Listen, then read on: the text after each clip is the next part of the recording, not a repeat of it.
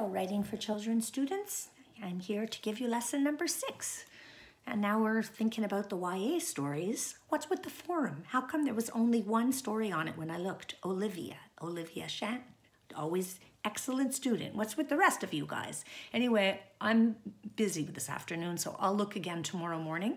But let's see some memories of when you were 15, and it would be interesting if you'd write each other some sort of feedback on this, okay? And we could sort of kind of get a mind meld going, and they try to do the cross-pollination. But so far, I must say, I wasn't too impressed. I mean, I was impressed with Olivia, but the rest of you, what's with you?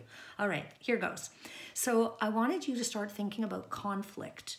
Okay, so we need to have a conflict, like we figured this out. In all the stories, there has to be conflict because something's got to happen. Trouble is good. Also, I want you to think about special voices. I raised that with you a little bit yesterday. A character with an illness, a character with a learning disability. Oh, I was thinking of something that came up, I guess a couple of years ago in one of my classes. Kids who use like those ADD drugs, you know, and apparently we talked about it in one of my classes 2 years ago, that there's quite a trade in this going on. Like there's an industry of kids using these drugs who shouldn't be using them. So if you know any of this, if you've heard, maybe you've had this experience yourself or some other strange experience, interesting experience, use it. So in fact, that's my next note. Write what you know. So if you know something, if a relative, a cousin, a friend, I don't know, you heard something, someone's been through something, maybe you want to use that. The other thing is write what you're interested in. So if you hear the thing about the ADD drugs, you go, wow, that's cool. I want to know more. Google it, because the whole world, everything is Googleable now, right? So do some research, see what you can find. And again, look for good sources so that you're not, writing stupid stuff. Okay, but another thing, we talked about it too, is using real feelings. The feelings have to be real. So when you were 15, what were the feelings that you felt? Did you feel like, I don't know, you were left out, you wanted to fit in, you would have done maybe some dumb stuff in order to fit in? Those kinds of things. Did you feel sad? Were there family things going on? Were you overwhelmed and confused? So these are all really good things to include. Because in the end, the heart of the story is the world of feelings, right? So think about that.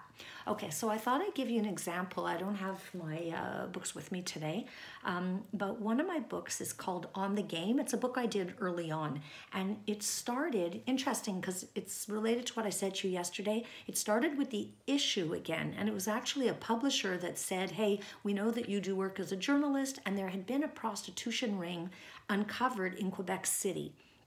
And what made the story interesting for this publisher was that there were teenagers, quite young teenagers, like 14, 15-year-olds who were involved in the prostitution ring. They were the prostitutes. It was girls. And they said, hey, you like doing research. Why don't you turn this into a book for us? And actually, it's what I did, right? So the research for me, very, very personal kind of research. Like I like to go and talk to the real people. And one of the most interesting people I ever interviewed was a prostitute. She was a tough person to research. And it was because there was a play going on in Montreal, and it was kind of an odd thing. It was a play where the audience went on a tour to different sites related to prostitution. So massage parlors, this kind of very sad hotel, if you could call it that, where rooms were rented like by the hour. And I remember my daughter was already, I guess she was still living at home, but I as a sort of life lesson, I said, you're coming with me. And it was quite a life lesson. It makes you pretty appreciative for the good things in our lives. I can't tell you how sad it was to be in that hotel with the rooms by the hour and just seeing the room and thinking, man, this is where people go, and this is what happens here. And anyway, it's often, of course, the girls that are involved. There's also boys involved, but I know more about the girls. Often these are people who've had early inappropriate sexual experience and so on. So that's part of what's at work. Okay, so what I wanted to tell you about this ties into the feelings again. So I did the research, also interviewed a cop who had like a beat of dealing with these young people. I interviewed a social worker who was amazing. I interviewed lawyers. The only person I didn't get to interview was the pimp. But my brother-in-law at the time was a lawyer, a defense lawyer at the time. No, he was anyway, I think he was a defense lawyer. He was defending the pimp in the big case. So he'd go to Quebec City to the jail where the guy was being held, and he was meeting with him. And then I got to ask questions. My questions had more to do with what's the nature of this guy. And one thing he told me is that anyone would fall in love with the pimp. He said, if you met him, he's so charming, Monique, you'd fall for him, right? Like, he just had this kind of a way. So I thought about that in my book. Okay, but the real lesson for today is when you put it together as a book, right? What did I know? Like sometimes when I meet younger students, especially closer to the time that that book was published, they raise their hand, they say, well, how could you write it? Had you been a prostitute? Well, no, right? CEGEP teacher. But, you know, if I'm very honest, I think that part of that book that I understood was making bad decisions, right? So that when I was a teenager, a young woman, yeah, I made some stupid decisions and paid a price for them.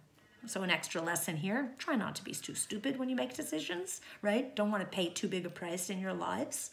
But that definitely, that feeling of making the wrong decision and then getting caught in a spiral of crap, right?